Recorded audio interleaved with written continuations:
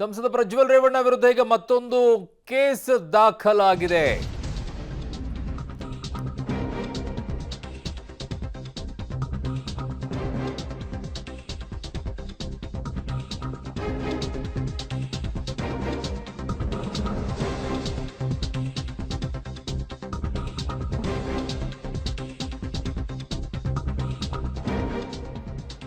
ಸಂಸದ ಪ್ರಜ್ವಲ್ ರೇವಣ್ಣ ವಿರುದ್ಧ ಈಗ ಮತ್ತೊಂದು ಕೇಸ್, ಕೆಆರ್ ನಗರ ಕಿಡ್ನಾಪ್ ಕೇಸ್ನಲ್ಲಿ ಈಗ ರೇಪ್ ಕೇಸ್ ಕೂಡ ದಾಖಲಾಗ್ತಾ ಇದೆ.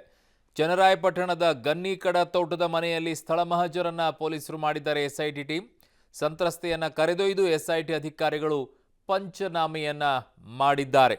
ಎಲ್ಲಾಯ್ತು ಏನು ಎತ್ತ ಅನ್ನುವಂಥದ್ರ ಬಗ್ಗೆ ಸ್ಥಳ ಮಹಜರನ್ನ ಮಾಡಬೇಕು. ಹಾಗಾಗಿ ಈಗ ಸ್ಥಳ ಮಹಜರನ್ನ ಮಾಡಿದ್ದಾರೆ. ಅದು ಎಲ್ಲಿ ಅಂತಂದ್ರೆ ಚನ್ನರಾಯಪಟ್ಟಣದ ಗನ್ನಿಕಡ ತೋಟದ ಮನೆಯಲ್ಲಿ. ನನ್ನ ಸಹೋದ್ಯೋಗಿ ಈಗ ಕ್ರೈಮ್ ಬ್ಯೂರೋ ಹೆಡ್ ಆಗಿರುವಂತಹ ಮುರಳೀಧರನ್ನ ಸಂಪರ್ಕಕ್ಕೆ ಸಿಗ್ತಾ ಇದ್ದಾರೆ. ಮುರಳೀಧರ್, ಈಗ ಕಿಡ್ನಾಪ್ ಕೇಸ್ನಲ್ಲಿರುವಂತಹ ಸಂತ್ರಸ್ತನೇ ಈಗ ರೇಪ್ ಕೇಸನ್ನ ಪ್ರಜ್ವಲ್ ಮೇಲೆ ಕೊಟ್ಟಿರೋದಾ?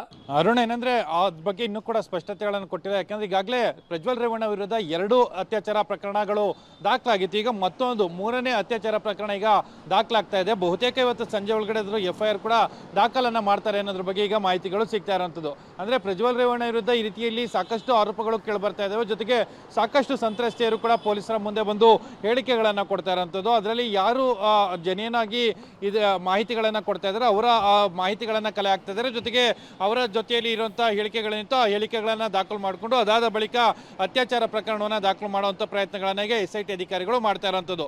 ಯಾಕೆಂದ್ರೆ ಈಗಾಗಲೇ ಮೊದಲು ಒಂದು ಚುನಾಯಿತ ಸದಸ್ಯ ಕೊಟ್ಟಿದ್ದಂಥ ಒಂದು FIR ಇತ್ತು.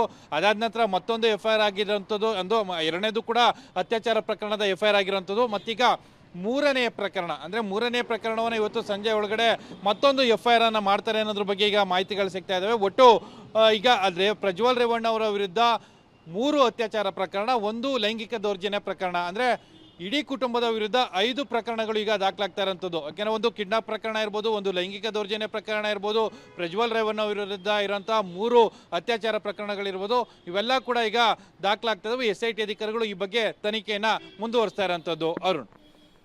ಓಕೆ ಮುರಳೀಧರ್, ನಿಮ್ಮೆಲ್ಲ ಮಾಹಿತಿಗೆ ಧನ್ಯವಾದಗಳು.